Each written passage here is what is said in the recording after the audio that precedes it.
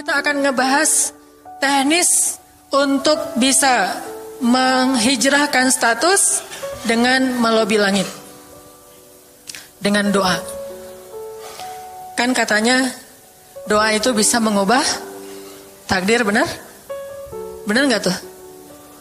Allah yang mengubah takdir dengan doa. Jadi bukan doa mengubah takdir, tapi Allah mengubah takdir dengan doa. Dan takdir itu bisa dirubah-rubah. Suka-suka Allah dong. Orang Allah yang nulis takdir, yamhullahu ma yasha'u wa yuthbit, kata Allah. Allah bisa menghapus apa yang dia tulis dan bisa menetapkan. Jadi gak usah pesimis, gak usah putus asa dulu. Wah, kayaknya memang takdirnya gak bisa. Orang yang jahat kayak saya, yang pernah punya masa lalu yang kelam, menikah dengan akhwat yang hafizoh dari pesantren apa gitu. Kan kayaknya takdirnya enggak. Wal hafizin wal hafizat, gimana sih? Wal hafizin, gimana sih ayatnya? Saya jadi lupa. Orang yang soleh, orang yang menjaga diri dengan orang yang menjaga diri, orang yang soleh dengan orang yang soleh. At-thayyibin lit-thayyibat, maaf. At-thayyibin lit-thayyibat. Orang yang baik ketemu orang yang baik. Tapi kan saya mah orangnya udah keburu gak baik duluan. Sekarang lagi belajar jadi orang baik, tapi belum baik-baik amat. Sedangkan dia mah udah terpelihara dari dulu. Kayaknya kita mah gak sekufu, gak selevel, beda dunia. Yang satu dunia putih, satu dunia hitam. Ini gimana nih gak ketemu nih. Takdirnya mungkin kita emang gak layak untuk dia, tetapi dengan doa Allah subhanahu wa ta'ala berkuasa untuk mengganti takdir. Makanya malam ini kita akan belajar tentang bagaimana menggunakan jalur langit untuk bisa mendapatkan hajat kita. Baik menikah, dapat kerjaan, punya anak, dan keajaiban-keajaiban lain yang bisa kita dapatkan kalau kita tahu cara menggunakan jalur langit. Sebelum kita masuk materi itu, yuk kita tilawah bareng-bareng ayat yang standar lah tentang doa. Udah pada tahu kan? Silahkan dibuka. Ayat apa? Surat Al-Baqarah ayat 186. Itu standar banget kalau bab doa. Surat Al-Baqarah ayat 186.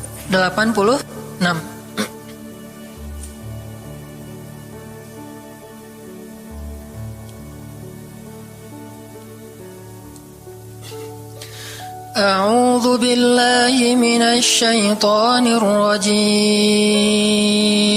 Enggak?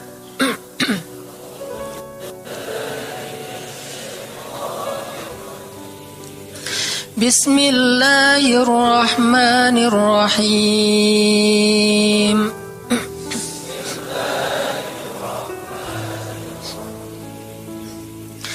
Wa idza sa'alaka 'ibadi 'anni fa inni qarib.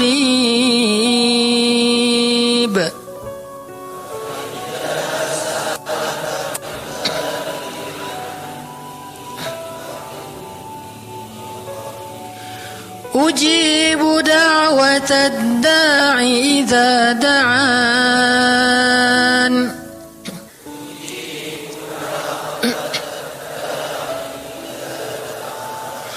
Falyastajibu li wal yu'minu bi la'allahum yarshudun.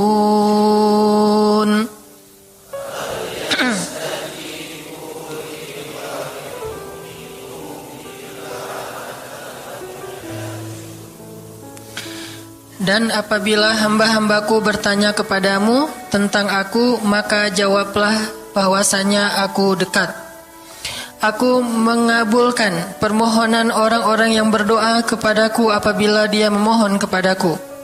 Maka hendaklah mereka memenuhi segala seruanku dan hendaklah mereka beriman kepadaku agar mereka selalu berada dalam kebenaran. Shadaqallahul azim. Teman-teman yang dirahmati Allah subhanahu wa ta'ala, ayat ini adalah ayat, kalau kita kasih judul, ayat ini tuh janji Allah kepada orang yang berdoa. Janji Allah kepada orang yang berdoa. Makanya doa itu benar-benar senjata orang mukmin, melebihi senjata apapun yang dimiliki oleh seseorang. Paling dahsyat itu kalau punya doa. Jadi kalau orang yakin kepada Allah, maka dan keyakinan dia kepada Allah lebih besar daripada keyakinan dia kepada apapun, maka selama dia masih bisa berdoa kepada Allah, dia tenang. Ada masalah dikit, oh Ilahi. Ada masalah dikit, Ilahi. Ada masalah dikit, Rabbi. Terus saja. Ada masalah sepele apapun, minta ke Allah. Ada masalah apapun, minta ke Allah. Dan kata Nabi, janganlah kalian menjadi lemah dalam berdoa, karena sesungguhnya tidak akan binasa seseorang selama dia masih berdoa kepada Allah. Itu hadis Nabi dari Aisyah. Janganlah kalian menjadi lemah dalam berdoa, artinya jadi pundung, jadi putus asa dalam berdoa, karena tidak akan binasa seseorang selama dia masih berdoa kepada Allah Subhanahu wa ta'ala. Jadi kalau kita masih terus mengharap dan meminta kepada Allah, kita nggak akan binasa, kita nggak akan kalah, kita nggak akan rugi. Dan kata para ulama, segala sesuatu di dunia ini akan pergi dan tidak kembali. Ini clue penting nih, bisa dicatat. Segala sesuatu di dunia ini akan pergi dan tidak akan kembali kecuali doa. Dia pergi dan dia pasti akan kembali.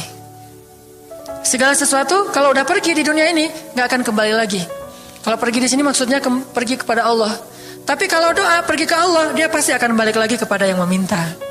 Satu-satunya yang pergi ke Allah dan kembali di dunia ini hanyalah doa. Makanya ayat ini kalau kita kasih judul adalah janji Allah kepada hambanya yang berdoa. Allah berjanji, apa kata Allah? Inni qaribun. Aku itu dekat. Maksudnya gak mungkin aku gak dengar doa kalian. Begitu kita berdoa, kita pikir Allah dengar gak ya? Jangan-jangan kok doa saya belum diijabah, kayaknya Allah gak dengar yang kemarin, saya harus keraskan lagi suara saya. Enggak, ini qarib. Arti ini qarib, aku itu dengar banget apa yang kamu ucapkan. Gak usah diucapkan, di dalam hati aja Allah udah dengar. Siapa yang pernah berdoa di dalam hati terus langsung Allah ijabah? Rasulullah. Coba teman-teman buka awal juz kedua. Ayat surat Al-Baqarah ayat 144. Itu gara-gara Nabi ada harapan di dalam hati tapi gak berani ngomong gitu ke Allah. Cuma dipendam di dalam hati doang. Tapi langsung diijabah oleh Allah. Ayat surat Al-Baqarah ayat 144.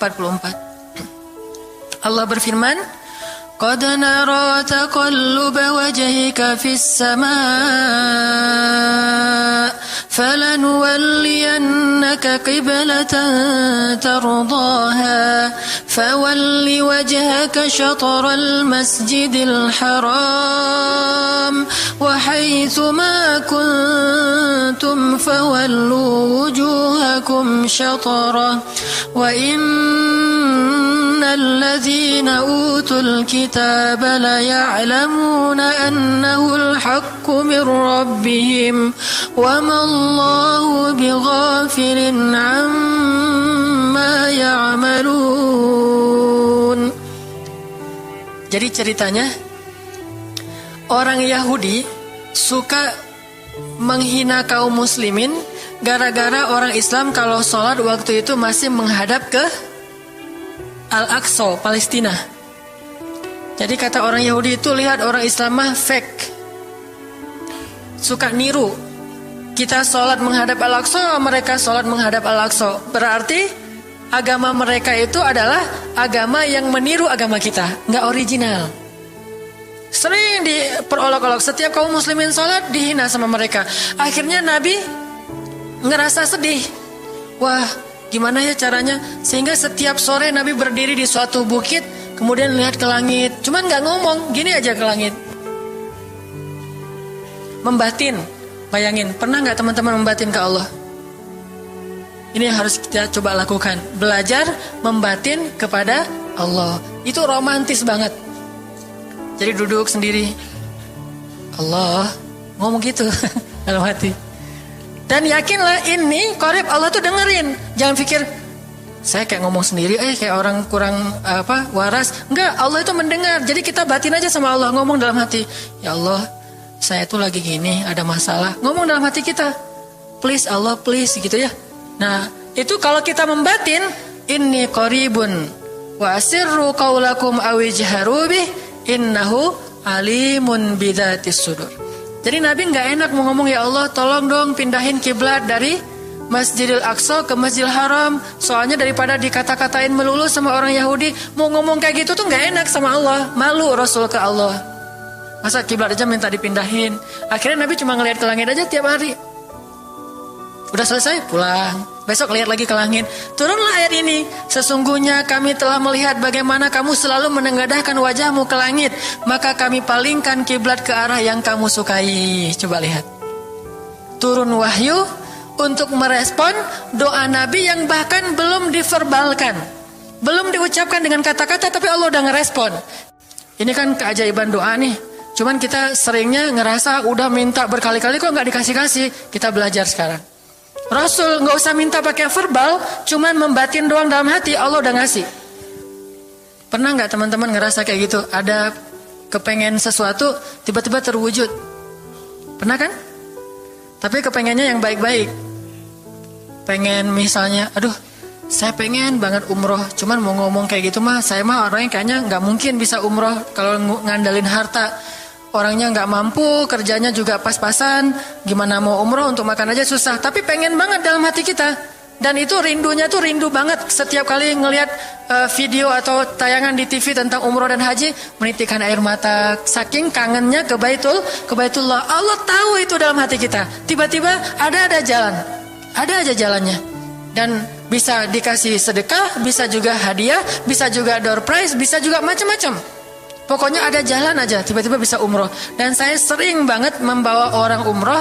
Di antara jamaah itu selalu ada 1 atau 2 orang yang umrohnya itu miracle, keajaiban dari Allah. Ketika saya cari tahu alasannya apa, ternyata emang dia dari dulu pengen banget umroh, cuman nggak bisa ngandelin hartanya. Allah kasih jalan yang lain. Bukankah Allah itu memampukan yang diundang, bukan mengundang yang mampu? Kan itu yang sering kita dengar kan? Allah tidak mengundang yang mampu, tetapi memampukan yang diundang. Kalau udah Allah undang, pasti mampu. Kalau Allah nggak ngundang, walaupun dia mampu nggak akan bisa.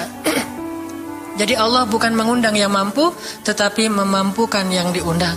Sehingga kita kalau hati kita kayaknya pantas diundang, Allah undang tuh. Begitu juga dalam urusan rezeki. Aduh, saya pengen kerjaan yang kerjaannya itu lebih halal, lebih nyaman, bisa sholat berjamaah tepat waktu, ada waktu juga buat keluarga, bisa juga berdakwah ke teman-teman. Akhirnya membatin kita itu karena kuat banget, Allah wujudkan. Ini artinya Allah qaribun, Allah maha dekat. Sehingga kalau kita pengen doa kita itu powerful, belajar dari as-siqah billah. Tips pertama adalah as-siqah billah. Percaya deh sama Allah. Percaya sama Allah. Jangan berdoa dengan ragu-ragu. Kayak kita datang kepada seseorang untuk minjem duit, tapi kita ragu. Dia nih kayaknya orangnya susah kalau dipinjemin. Kalau minta dipinjemin gitu. Ini saya lagi ada masalah dikit nih. Boleh minta bantu nggak? Apa? Gimana ya ngomongnya? Susah ngomongnya tuh ragu-ragu gitu kan ya. Akhirnya kita ngomongnya tuh nggak enak, nggak nyaman, membuat dia juga ngasih ke kita juga ragu-ragu. Akhirnya nggak nyaman tuh hubungan kita sama dia. Tapi kalau kita yakin banget sama dia orangnya baik, kalaupun dia nggak ngasih dengan cara yang kita minta, kita yakin bahwa dia tuh pasti akan nolong kita. Sehingga kita akan curhat masalah kita itu dengan tulus, bahwa kita punya masalah kayak gini-gini, bukannya kita mau minta-minta, cuman sifat dari manusia itu saling tolong menolong. Kita beritahu masalah kita dan kita yakin dia pasti akan nolong kita. Kalau nggak bisa ngasih duit, dia akan minta tolong kepada orang lain yang mungkin bisa membantu kita. Dia akan ngasih link, dia akan memediasikan kita. Oh, aduh maaf ya, saya juga lagi sekarang lagi butuh uang. Ini lagi nabung-nabung juga, sama kita mah lagi sama-sama pengen hijrah status. Cuman nih saya kenal ada temen nih yang dia alhamdulillah orangnya tuh suka banget bantu orang lain. Mungkin saya bisa merekomendasikan, saya bisa bantu kamu, ayo kita jalan bareng ngomong sama temennya. Pokoknya kita yakin dia bisa nolong. Nah kalau kita yakin, percaya sama Allah, Allah itu gak butuh perantara. Allah bisa nolong kita dengan cara apapun. Walaupun takdirnya udah ditulis kamu tuh gak akan punya istri sampai meninggal dunia. Ya Allah masa gitu sih, gak akan punya istri. Ya Allah, tapi gimana masa saya mau hidup sendiri terus? Kamu gak akan punya istri, kata malaikat teh. Ini orang doanya katakan malaikat dengerin doa kita ya. Kalau di hati malaikat nggak tahu, tapi kalau di lisan kita doa, ya Allah beri saya seorang suami yang benar-benar bisa mendidik agama saya. Kata malaikat, Neng, ganti doa yang lain aja tuh Neng. Itu mah takdirnya udah ditulis, Neng gak akan punya suami, kata malaikat. Kita mah walaupun malaikat ngomong gitu, biarin aja. Ya Allah, Engkau Maha Rahman, Maha Wadud, Engkau bisa mengubah takdir. Kata malaikat, ya juga sih, cuman takdirnya udah ditulis Neng. Ya Allah, terus aja tiba-tiba tok, assalamualaikum, waalaikumsalam. Ayahnya nemuin, ternyata pas kita nguping dari kamar, wah itulah calon pangeran kita yang datang untuk melamar kita, calon raja, calon imam. Malaikat heran-heran, wah subhanallah nih, si Enang ini gak putus asa dalam meminta. Kita juga gitu, doa aja terus. Walaupun takdirnya sudah ditulis, karena Allah bisa mengubah takdir lewat doa dan harapan. Masih ingat cerita seorang ibu di zaman Nabi Musa dulu? Yang datang kepada Nabi Musa bilang, ya Nabi Allah, ya kalim Allah, saya gak punya anak, udah tua kayak gini, bisa gak ya? Saya minta tolong Nabi Musa doa kepada Allah supaya saya punya anak. Kata Nabi Musa, bisa aja sih, gak apa-apa ibu. Ya udah saya doain, ya Allah, ini ada ibu minta anak. Kata Allah, ya Musa bilang ke dia gak akan punya anak, itu sudah takdirnya.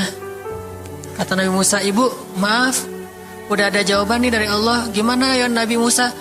Allah bilang takdir ibu gak akan punya anak. Oh gitu ya, ya udah deh pulang.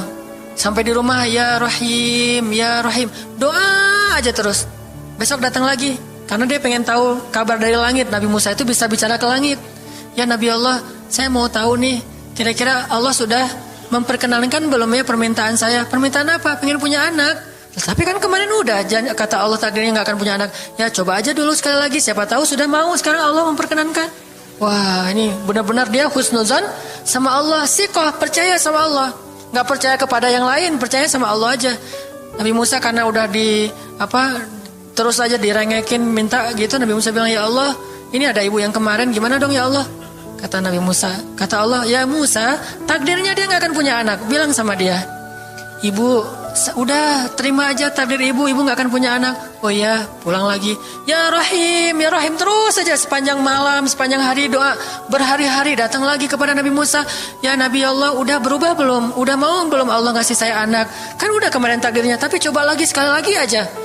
Nabi Musa minta lagi ke Allah, kata Allah masih yang sama, pulang lagi. Gak datang-datang lagi ke Nabi Musa. Setelah beberapa bulan, datang-datang bawa bayi. Assalamualaikum, udah semangat sekarang, beda gitu ya.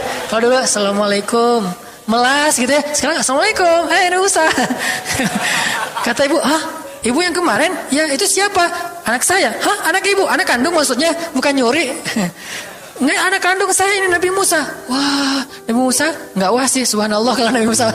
Kalau saya mah wah gitu ya. Kalau Nabi Musa, masya Allah. Nabi Musa tanya ke Allah, ya Allah, itu ibu yang kemarin katanya takdir nggak akan punya anak, kok bisa punya anak? Ceritanya gimana Allah? Ceritain dong. Saya kok nggak update gitu informasinya, kata Nabi Musa. Allah ngasih update. Kata Allah, Musa, setiap kali aku bilang dia gak akan punya anak, dia terus berdoa dengan menyebut Ya Rahim, Ya Rahim. Allah itu kan senang banget dipuji, dan Allah lebih berhak untuk dipuji. Kalau kita senang dipuji gak baik. Kalau Allah senang dipuji, emang punya hak untuk dipuji kan? Allah senang dipuji. Dia bilang Ya Rahim, kamu bilang gak akan punya anak, dia bilang Ya Rahim, terus saja berharap. Wahai Musa, sesungguhnya rahmatku mendahului takdir. Rahmatku mendahului takdir. Akhirnya dengan sifat rahim, Allah mengubah takdir ibu ini. Walaupun secara ilmiah gak mungkin punya anak karena sudah menopause, tetapi Allah yang memiliki kekuasaan atas segala sesuatu. Nah, tips pertama adalah kalau kita pengen doanya powerful, melahirkan mukjizat dan keajaiban, adalah athiqah billah. Harus percaya sama Allah. Pertama, percaya bahwa Allah subhanahu wa ta'ala itu maha kuasa mengubah apapun yang dia kehendaki. Apa yang Allah ingin, masya Allah, kan pasti terjadi. Wa man lam yasha lam yakun. Kalau Allah gak pengen, gak akan terjadi. Jangan suuzon sama Allah terus bilang, gak enak banyak minta, amal saya sedikit, mending saya beramal aja gak usah banyak minta. Jangan memperlakukan Allah seperti kita memperlakukan makhluk. Orang kalau kita banyak minta, dia akan kesulitan. Lama-lama dia akan merasa terganggu. Tapi Allah kalau nggak diminta, dia marah. Manusia kalau kita minta banyak-banyak, dia marah. Allah kalau kita nggak minta, dia malah marah. Masya Allah ya. Luar biasa. Allah tuh senang banget kalau hambanya meminta. Sehingga di antara hamba yang paling Allah cintai, di antara hamba-hambanya, hamba yang paling banyak menengadahkan wajah dan telapak tangannya. Ilahi, ilahi.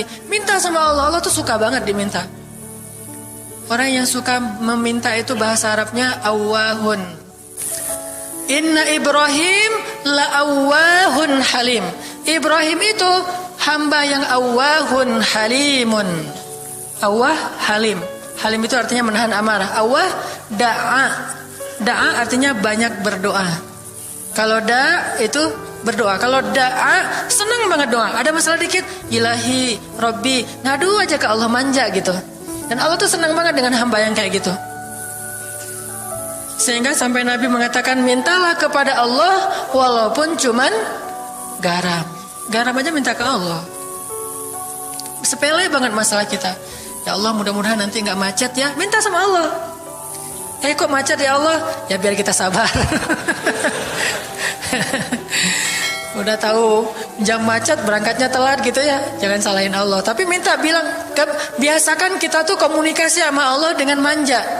Ya Allah, mudah-mudahan saya bisa jawab ujiannya. Udah belajar sih ya Allah, cuma nggak tahu kan semuanya di tanganmu. Minta ke Allah. Bismillahirrahmanirrahim. Makan ya Allah, ini rezeki darimu. Makasih ya, makan. Kalau bahasa lainnya makasih, alhamdulillah. Alhamdulillahilladzi at'amani hadza wa razaqanihi min ghairi haulin minni wala quwwah. Hafal tuh? Kalau nggak hafal, udah aja bismillah lah. Alhamdulillah gitu.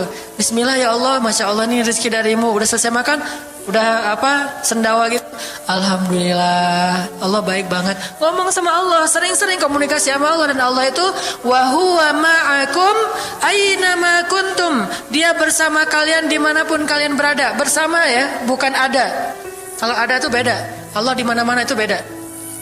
Tapi Allah bersama kalian itu artinya Allah melihat, Allah mendengar, Allah menyaksikan, Allah mencatat, Allah maha menilai bersama kita. Kalau ada, dia bertempat.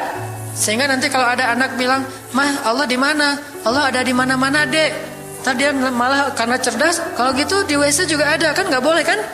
Ini jawaban yang keliru, kurang filsafat. Allah itu bukan ada di mana-mana.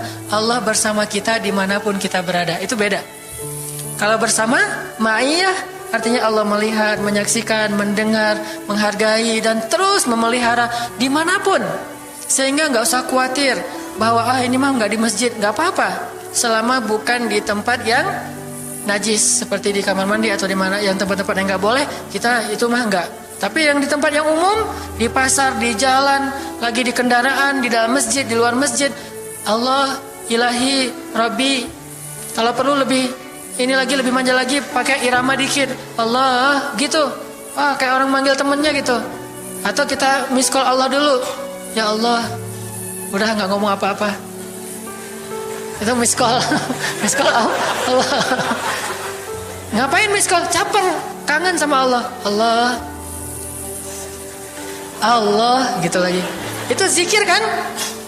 Allah, Allah, Allah. Kata Allah, ada apa hambaku? Allah lagi terus saja Allah. Di miss call berkali-kali, pas Allah buka, wah 100 miss call. Allah 100 kali zikir. Udah 100 kali miss call, Allah yang telepon balik. Ada apa hambaku? Wah, ditelepon sama Allah. Lewat kejadian-kejadian hidup, tiba-tiba ada kejutan dari Allah. Langsung bilang sama Allah, thanks Allah. Kan romantis tuh sama Allah. Jangan cuma sama cewek doang bilang thanks, segala macam bahasa-bahasa yang keren. Sama Allah juga harus keren. Tapi setelah thanks, alhamdulillah, karena itu yang paling baik. Intinya harus percaya sama Allah. Allah tuh senang banget didoain. Kita berdoa kepadanya gitu. Allah tuh senang. Terus makna percaya sama Allah juga, kita percaya bahwa Allah itu nggak akan ngecewain orang yang berdoa. Ujibu da'watad da'i idza da'an. Aku pasti mengijabah doa hamba-hamba yang berdoa kepadaku. Enggak usah khawatir, pasti diijabah. Tapi kok masih belum aja Ustadz? Nah, kita harus belajar apa itu makna diijabah. Jangan-jangan Allah udah mengijabah, kita nggak ngerti. Kayak ada analogi tentang orang yang tenggelam, terus dia meninggal sambil menuduh Allah, Allah kok nggak nolong saya? Bukankah aku sudah mengirim pelampung? Jadi pelampung itu cara Allah menolong kita. Kita berharap ditolongnya tiba-tiba selamat aja di pantai. Nggak kayak gitu. Allah punya cara. Sehingga kita harus belajar memahami maksud Allah. Allah maksudnya apa? Di antara cara Allah mengijabah, kata para ulama, satu, Allah mengijabah persis seperti yang kita minta. Dua, Allah mengijabah yang lebih baik dari yang kita minta. Yang ketiga, Allah kalau nggak ngasih persis, ngasih yang lebih baik, dikasih di akhirat. Bahkan itu lebih keren daripada di dunia. Kok di akhirat sih? Ntar dulu. Akhirat itu jaraknya gak jauh dengan kita. Cuma 60 tahun. 60 tahun tuh cepat banget loh. Sekarang rata-rata usianya berapa? Bahaya kalau nanya usia.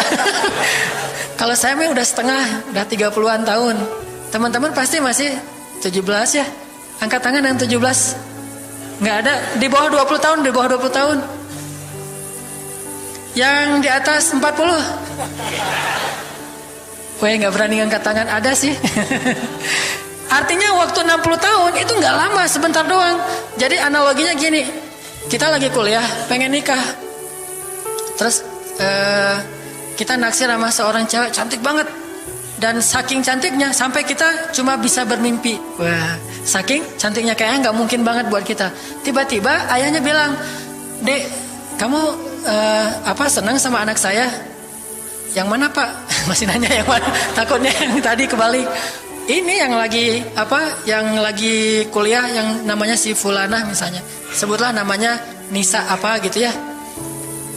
Terus dia bilang, "Boleh, Bapak setuju kamu nikah sama anak saya, tapi ditunda dulu sampai kamu lulus kuliah." Kita seneng gak tuh?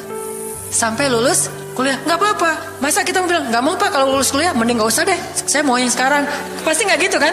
Karena kita tahu ini cantik banget, keren banget, soleha banget, idola banyak cowok-cowok di kampus, dikasih buat kita. Syaratnya cuma satu, tunggu lulus kuliah 4 tahun lagi. Pasti kita akan sabar banget menanti tuh. Gak mungkin kita bilang, "Pak, Bapak kalau nawar yang serius dong, 4 tahun mah lama tuh Pak." Yang kedua, tips supaya doa kita powerful. Kalau doa sama Allah itu yang romantis. Bahasa Arabnya munajat, curhat sama Allah. Dan doa itu ibadah, bukan sekedar permintaan, bukan cuma request, tapi ibadah. Jadi kalau orang rajin doa sama Allah itu akrab sama Allah. Dan kalau akrab jadi romantis sama Allah, enak gitu, hubungannya dengan Allah tuh adem banget, nyaman banget. Pas dia berdoa, "Ilahi," gini ngomong kayak Nabi Zakaria yang tadi di surat Maryam pas sholat rakaat kedua. Apa kata Zakaria? Ini bentuk curhatnya Zakaria. Qala rabbi inni wahana al-'azmu minni washta'ala ar-ra'su shayba wa lam akun bidu'aika rabbi syaqiyya. Nabi Zakaria doa romantis, suaranya pelan. Wadhkur fil dzikru rahmati rabbika 'abdahu Zakaria idz nada rabbahu nidaan khafiyya. Zakaria tuh kalau doa tuh lirih banget suaranya.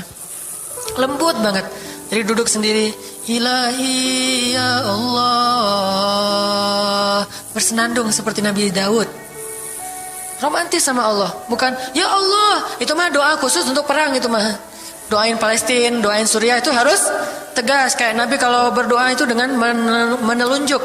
Kadang Nabi mengangkat tangan, kadang Nabi mengangkat kedua tangan sampai tinggi, kadang Nabi nggak mengangkat tangan, kadang Nabi memakai telunjuk. Semuanya itu sunnah. Jangan kita saling debat masalah, "Oh nggak boleh angkat tangan." Kadang Nabi mengangkat tangan, kadang Nabi tidak mengangkat tangan, kadang Nabi malah menunjuk gini. Kalau urusannya bab perang, biasanya gini, "Ya Allah, ya Allah." Bukan nyuruh Allah ya. Beda kesannya nunjuk Arab dengan nunjuk Indonesia. Kalau Arab, ngapain lo nunjuk gue? Kan gitu ya. Kalau Allah mah nggak kayak gitu. Allah pakai bahasa Arab, jadi pakai filsafat Arab. Nunjuk itu maknanya sangat berharap dan tegas gitu. Jadi kita doa pelan, "Ya ilahi inni wahana al-'azmu minni washta'ala ar-ra'su shayba wa lam akun bidu'aika rabbi syaqiyya." Ya Allah, tulang saya udah lemah, rambut saya sudah beruban semuanya, tidak ada satu helai pun yang hitam. Tapi saya belum pernah berputus asa dari berdoa kepadamu ya Allah. Ini namanya curhat. Wa inni khiftul mawaliya min warai. Ya Allah, saya takut banget kalau saya meninggal tidak ada yang meneruskan dakwah saya, sedangkan Bani Israel itu mudah tergelincir. Fahabli min ladunka waliya. Ya Allah, beri saya seorang anak. Walaupun istri saya sudah mandul, tapi saya terus berharap kepadamu ya Allah. Ya Allah, please gitu. Waj'alhu rabbi radiyya. Ya Allah, jadikan anak itu yang sangat engkau ridhoi. Minta Nabi Zakaria ke Allah. Tiba-tiba dapat kejutan. Ya Zakaria, inna nubashiruka bi ghulam. Wahai Zakaria, bergembiralah, kamu akan punya seorang anak laki-laki. Itu hasil curhat ke Allah. Langsung Allah kasih nama.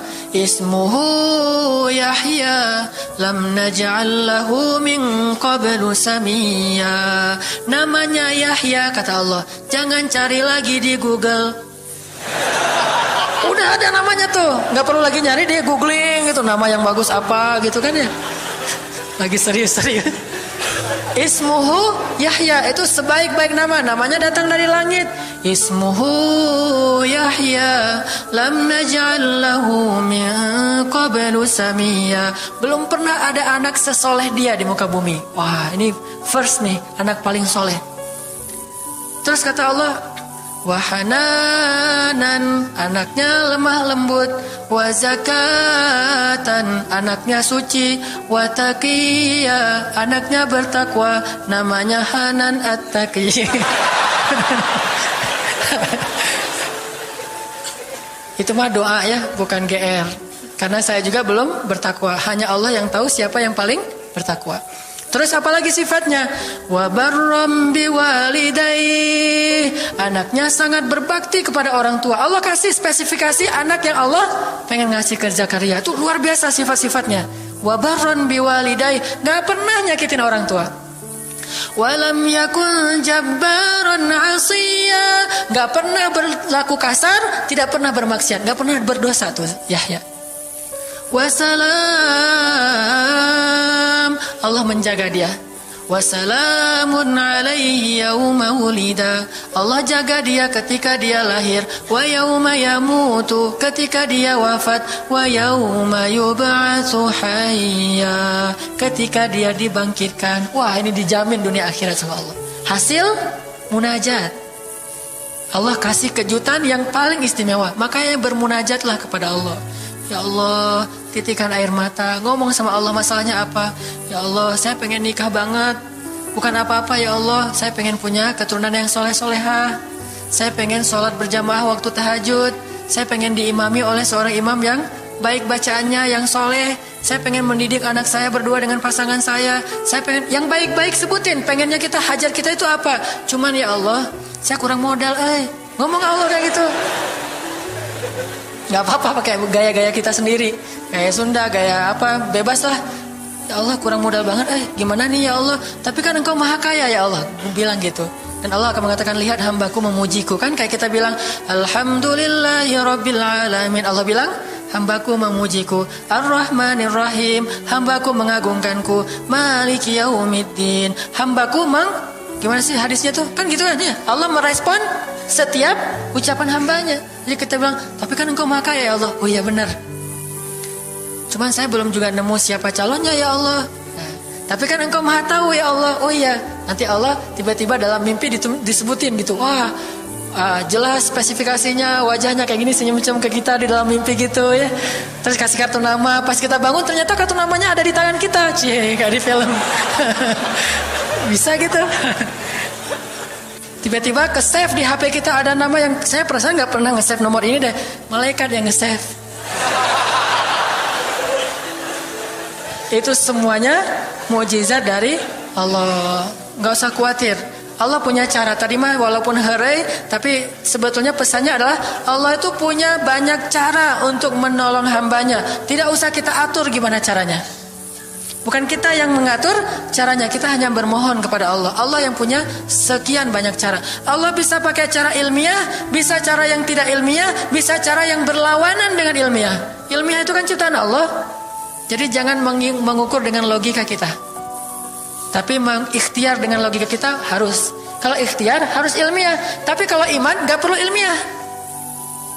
Sakit, ikhtiarnya ke dokter, tapi yakinnya nggak boleh yakin sama dokter. Ikhtiarnya seilmiah mungkin, tapi imannya nggak boleh ilmiah, rabbaniyah. Allah berkuasa dengan ilmiah, tanpa ilmiah bertentangan dengan ilmiah. Allah bisa menciptakan seseorang dari ayah dan ibunya, bisa tanpa ayah tapi punya ibu doang seperti Isa, atau bisa nggak punya ayah nggak punya ibu seperti Adam. Allah bisa menciptakan onta dari induknya, bisa keluar dari batu seperti untanya Nabi Soleh.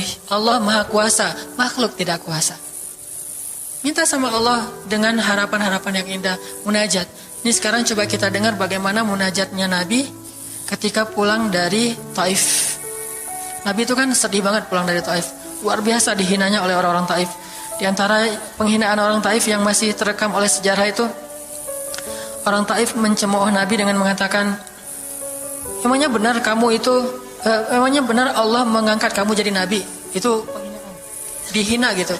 Muhammad, beneran gitu Allah mengangkat kamu jadi nabi? Kayak gak ada orang lain, kata orang Taif.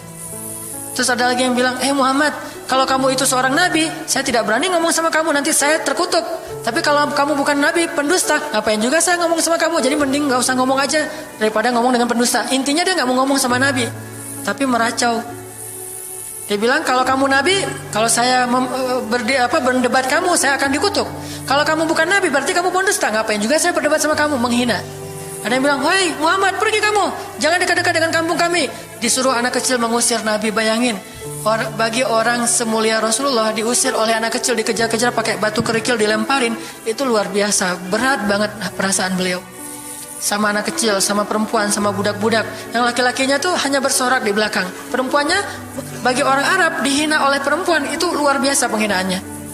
Makanya di Mesir, pengalaman saya ketika di Mesir, orang Mesir itu paling takut sama cewek. Di pasar kalau ada ibu-ibu yang belanja, Mang, bungkusin yang ini. Dibungkusin. Gak jadi deh, yang itu aja. Bungkus lagi. Kayaknya, gak jadi yang itu aja. Sampai 3 kali, si emangnya gak boleh marah. Kenapa? Cewek. Itu di Mesir tuh. Kalau di kita, wah udah habis itu. Gak usah cewek yang sebaya, ibu-ibu aja bisa dihina di kita kan ya, nggak menghormati orang tua. Kalau di Mesir, perempuan apalagi yang udah umur usia orang tua itu sangat dimuliakan. Naik bus gitu, ada ibu-ibu orang Mesir kan gede-gede tuh, naik bus. Ya naik bus aja, naik damri gitu susah.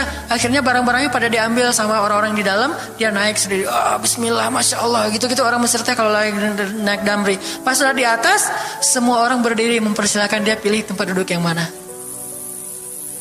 Itu budaya yang mungkin di Singapura juga, pas saya ke Singapura kayak gitu. Tapi kok di Indonesia agak-agak jarang nih. Sering ada laki-laki muda duduk di halte atau di mana tempat-tempat umum, sementara di sebelahnya ada ibu-ibu yang gendong anaknya, tapi nggak ada tempat duduk. Di mana rasa malu dan rasa penghargaan terhadap perempuan. Makanya kalau sampai seorang ribut dengan perempuan di tempat umum, itu di Mesir aib banget. Jadi kalau kita ramai sama seorang cewek atau seorang ibu-ibu di tempat umum, pasti orang-orang Mesir akan marahin kita, nggak marahin dia, walaupun dia yang salah. Ya aib kata orang Mesir. Aib jangan kayak gitu, aib jangan kayak gitu. Tapi kalau kita berantemnya sesama laki-laki, dia akan bilang sallu ala nabi, salawatlah kepada nabi. Kayak gitu cara mendamaikan pertengkaran di Mesir. Dan menurut survei kecil-kecilan saya, orang Mesir itu paling sering bertengkar di bus kalau lagi bulan puasa, lapar soalnya. Itu sering banget, asal bulan puasa ramai di bus. Wah, orang Mesir kan suaranya kencang ya, kayak singa gitu. Wah, ramai di jam 2 orang. Akhirnya yang lain bilang sallu ala nabi, langsung sallallahu alaihi wasallam. Lagi. Tapi dia sempat salawat dulu. Kalau di kita kan apaan sih, nggak ada hubungannya juga, nggak nyambung, keles gitu. Kalau di Mesir mereka paham, kalau dibilang nabi langsung mereka menghargai sallallahu alaihi wasallam, terus marah lagi.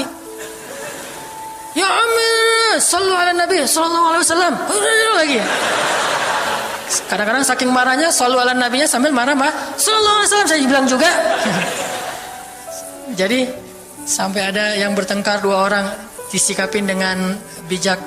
Orang Mesir kalau marah tuh suka bilang keledai. Ya Ahmar, wahai keledai gitu. Terus yang orang bijak ini kayaknya educated dosen gitu kayaknya, dia bilang, memangnya ada keledai selain engkau di sini? Terus dia bilang, nggak ada. Ada. Apapun jawabannya salah. Memangnya ada keledai selain kamu di sini? Kalau dia bilang nggak ada, berarti emang kamu sendiri. Kalau dia bilang ada, berarti kamu juga keledai. Cerdas ya, luar biasa nih di Mesir. Saya dapat banyak luar biasa pengalaman. Intinya apa? Perempuan yang mengusir Nabi di Taif, perempuan, anak-anak, budak. Coba gimana perasaan Nabi? Itu benar-benar nelangsa banget, sedih banget. Begitu turun dari Taif, Nabi SAW kemudian istirahat. Habis dikejar-kejar dari pagi sampai sore di kebun kurma, Nabi lagi istirahat. Terus Nabi berdoa. Nih doanya saya bacain ya. Wahai Robku, kepada engkaulah aku adukan kelemahan tenagaku dan kekurangan daya upayaku. Wahai Robku, engkaulah yang maha rahim. Engkaulah pelindung orang-orang yang lemah. Engkaulah penciptaku. Kepada engkau aku berserah diri ya Allah. Kepada musuh, kepada siapa engkau akan menyerahkanku ya Allah? Kepada musuh yang akan mencelakaiku, atau kepada keluarga yang akan membantu urusanku? Tapi apapun itu, tidak ada keberatan bagiku, asal engkau tidak marah kepadaku. Mau diserahin ke musuh, gak apa-apa ya Allah. Mau diserahin kepada keluarga juga gak apa-apa, yang penting kau gak marah ya Allah. Ini bahasa Nabi. Terus Nabi bilang, sedangkan kasih sayangmu maha luas bagiku, aku berlindung dengan cahaya wajahmu yang mulia, yang menyinari langit dan menerangi segala yang gelap, dan atasnya lah teratur segala urusan dunia dan akhirat. Dari engkau menimpakan atas diriku kemarahanmu, aku berlindung dari kemarahanmu ya Allah, dari juga azab-azabmu. Kepada engkaulah aku adukan perihalku, sehingga engkau ridho. Tiada daya dan upaya melainkan dengan kekuasaanmu ya Allah. Tapi ini kalau kita baca dengan versi Arabnya lebih romantis lagi. Versi terjemah memang agak kaku. Kalau kita tahu bahasa Arabnya, ya Allah, tidak masalah aku diperlakukan kayak gini. Tidak masalah aku diusir, aku dihina, aku disakiti, aku dilempari, aku dikejar-kejar. Yang penting engkau tidak marah kepadaku. Coba, gimana Nabi itu cinta sama Allah. Mendengar doa Nabi yang romantis banget sambil menitikkan air mata, tubuhnya banyak bekas luka lemparan batu, bajunya itu kotor. Malaikat itu sampai gak tega, sampai Jibril turun. Wahai Muhammad, kata Jibril. Ya Rasulullah, wahai kekasih Allah, kata Jibril. Allah maha mengetahui apa yang telah terjadi pada dirimu terhadap orang-orang ini. Allah telah memerintahkan malaikat gunung untuk mentaati perintahmu ya Rasulullah, kata malaikat. Jadi kayak ada seorang anak yang nangis sedih, tiba-tiba datang ayahnya ngelus-ngelus gitu, menenangkan dia. Ya Rasulullah, Allah udah memerintahkan malaikat gunung kok, jadi menghibur gitu. Jangan sedih ya Rasul, jangan sedih, gak apa-apa, itu malaikat gunung udah siap tuh, apapun yang kamu perintahkan. Langsung malaikat gunung siap-siap gitu. Terus kata malaikat gunung, ya Rasulullah, wahai kekasih Allah, perintahkan saja kepada kami apapun. Jika engkau mau, kami akan timpakan 2 gunung ini kepada penduduk Taif, sehingga mereka mati terhimpit oleh gunung-gunung yang kami timpakan. Perintahkan ya Rasulullah, perintahkan. Kata Rasulullah, tidak wahai para malaikat. Kalaupun mereka tidak beriman hari ini, aku berharap kepada Allah, anak cucu mereka kelak akan beriman. Nabi gak sakit hati kepada orang Taif. Dan Nabi juga tidak marah kepada Allah ketika beliau diperlakukan oleh hamba-hamba Allah kayak gitu. Tetapi yang penting Allah jangan marah sama saya ya, kalau bahasa kita mah. Ya Allah maaf ya, saya jadi kayak gini nih. Tapi Allah gak marah kan? Gitu banget tuh sama Allah, coba. Dia udah habis-habisan, kemudian belum berhasil dakwahnya, masih takut sama Allah. Kayak kita ngedakwahin teman kita, terus kita dicela sama teman kita, dimusuhi oleh teman kita gak marah sama dia, gak marah sama Allah. Gak bilang, Allah itu sih susah ya dakwah. Gak ngomong kayak gitu. Ya Allah maaf ya, dia belum menerima dakwah saya. Ini pasti karena saya gak benar nih nyampainya. Ya Allah jangan marah ya sama saya, besok saya coba lagi gitu sama Allah. Terus ke orangnya gak marah karena mungkin dia fa'innahum la ya'lamun, mereka tidak mengerti. Besok akan dicoba lagi, didakwahin lagi, diajak lagi, terus aja kayak gitu. Ini munajat Nabi kepada Allah SWT. Sehingga gara-gara munajat itu malaikat turun. Sama kayak munajat curhatnya Nabi Yunus.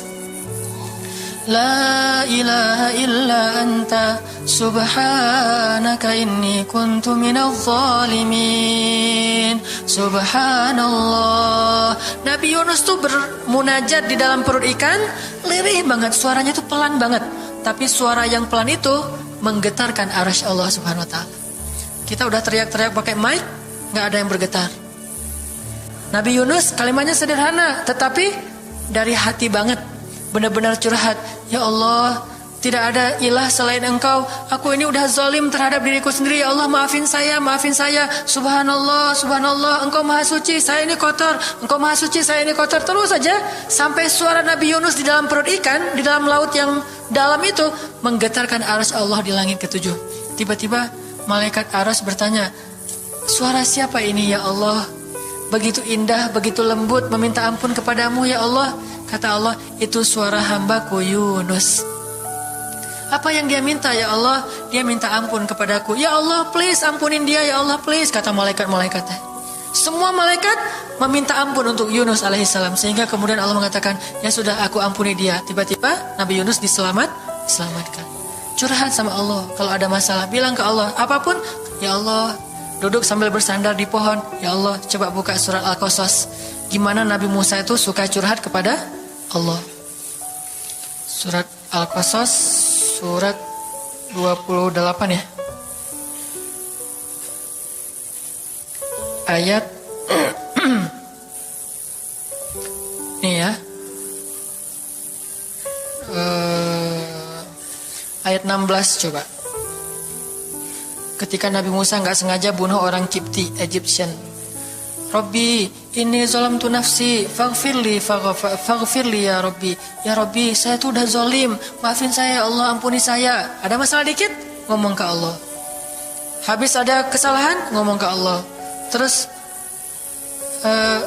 dia bilang lagi, Rabbi ayat 17, bima an'amta alayya falan akuna zahiran lil mujrimin. Ya Allah, janganlah Engkau jadikan aku termasuk orang-orang yang berdurhaka atau berbuat dosa. Udah. Terus ada masalah lagi. Nabi Musa diusir dari Mesir, dikejar-kejar sama tentara Firaun di ayat 21. Apa kata Musa? Rabbi, najjini minal qaumiz zalimin. Ya Rabbi, selamatkan saya dari orang-orang yang zalim. Ngomong lagi ke Allah. Udah, Nabi Musa pergi sekarang. Kemana perginya? Dari Mesir ke Yordania, Madian kalau bahasa dulu. Pergi tuh. Begitu pergi ke Madian, bilang lagi ke ayat 22. Asa Rabbi ayyahdiyani sawa asabil. Mudah-mudahan Allah kasih saya jalan ya. Ya Allah, tunjukin dong saya jalan harus kemana nih. Saya nggak tahu harus kemana larinya. Allah tunjukin. Jalan sampai ke Madian. Begitu udah selesai adegan menolong dua orang perempuan yang sedang memberi minuman ternak, Nabi Musa capek kan? Udah seharian jalan, kemudian kurang makanan, sendiri, nggak jelas negeri yang beliau tuju. Akhirnya beliau bersandar di sebuah pohon di ayat 24. Terus beliau mengatakan, Rabbi, inni lima anzalta ilayya min khairin faqir. Ya Allah, saya butuh banget kebaikan darimu ya Allah. Saya sekarang lapar, saya haus, saya nggak punya tempat tinggal. Saya sangat butuh kepada kebaikan darimu. Bilang ke Allah. Tiba-tiba habis doa kayak gitu, datanglah cewek itu dengan malu-malu kan. Ayat berikutnya, ternyata cewek itu adalah bakal jadi istri Musa. Jadi kalau ada apa-apa bilang ke Allah. Gak sengaja ngelihat Instagram, oh ada yang cantik, Rabbi, yang ini nih, yang saya gak sengaja gitu. Tapi jangan dikepoin ya, dan jangan terlalu lama ngelihatnya, sekilas saja. Atau minimal kalau nggak yang ini, yang kayak gini, ya Allah, ya Allah, gitu. Ngomong nanti ketika selesai sholat. Makanya banyak-banyak doa sama Allah. Dan yang romantis, yang lembut, banyak-banyak berzikir. Jadi sebelum doa itu tasbih dulu. Tasbihnya dengan bahasa yang kita nyaman. Subhanallah, subhanallah boleh. Atau dinyanyikan juga nggak masalah dengan suara yang baik. Bukankah Nabi menyuruh kita menghiasi Al-Quran itu dengan suara kita? Dan diantara isi Al-Quran adalah zikir. Kita bisa bilang Subhanallah, Subhanallah, Subhanallah. Coba kayak gitu malam hari sendiri. Pasti orang yang lewat dekat rumah kita bakalan lari gitu ya, dikirain ada soal. Malam hari zikir di kos-kosan gitu, pada teman-teman pada kabur semuanya. Dikirain ada yang gentayangan. Subhanallah, subhanallah, subhanallah. Jadi kalau teman-teman bersiul, bersiullah dengan zikrullah. Daripada kita bersiul dengan lagu-lagu yang misalnya hanya irama biasa kan ya. Saya udah gak hafal ya lagu-lagu terbaru. Yang dulu-dulu mah yang saya tahu paling kau hancurkan hatiku, hancurkan ya. Nah gitu aja bersiulnya di mobil, kau hancurkan hatiku. Mending kita subhanallah, subhanallah, subhanallah, subhanallah, subhanallah, subhanallah. Biasain aja bersiul dengan nama Allah. Itu namanya miss-callin Allah. Sehingga nanti Allah akan melihat, wah ada hambaku nih menyebut-nyebut nama aku, kan di miss-call tuh, caper dulu. Udah gitu baru ya Allah, baru minta sama Allah. Jadi kalau kita mau munajat, mau romantis, mau curhat sama Allah, sebut nama Allah, agungkan kebesaran Allah, berselawat kepada kekasih Allah yaitu Rasulullah sallallahu alaihi sayyidina Muhammad. Mau pakai sayyidina mangga, enggak pakai sayyidina mangga, yang penting jangan ribut bab sayyidinanya. Mau doa aja, enggak ada tuh sayyidina, ramai kan? Enggak berdoa ada jadi debat kan ya, komen, udah aja enggak apa masalah. Mau pakai sayyidina mangga, enggak pakai sayyidina juga enggak masalah, tergantung mazhab. Ada yang nyaman harus pakai sayyidina karena saya cinta sama Rasulullah. Ada yang nyaman saya justru karena cinta sama Rasulullah gak mau nambah-nambah, kayak gimana Nabi mengucapkan aja, mangga. Yang penting salawat. Allahumma sholli ala Muhammad, Allahumma sholli ala sayyidina Muhammad. Baru minta, ya Allah saya lagi ada masalah gini nih ya Allah, sebutin, curhat sama Allah. Dengan demikian doa kita akan diijabah insyaallah.